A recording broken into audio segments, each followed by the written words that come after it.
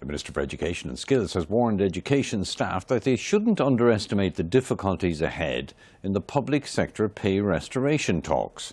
Addressing the Impact Education Division conference in Galway, Jan O'Sullivan said she had started negotiations to address concerns about low pay and hours for special needs assistants. She also described threats by an ASTI delegate yesterday to go on hunger strike rather than assess her own junior cycle students as completely over the top.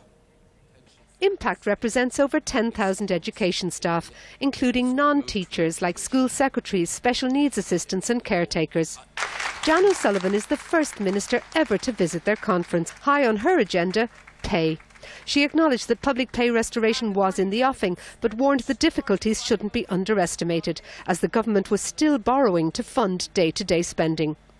But of particular concern to Impact is the plight of over 6,000 lower-paid special needs assistants who've already voted to take industrial action over casualisation and fragmentation of posts. We salute the Dunnes Stores workers who are uniting the trade union movement in a way not seen for years.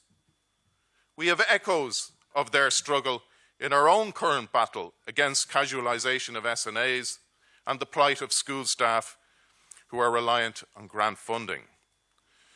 So there is a challenge for government too in its role as an employer. The minister said she had already commenced negotiations to address the issues. We've asked all parties to come together over the next couple of weeks to understand the challenges facing management bodies that are leading to this trend and to start putting in place a solution to address your union's concerns.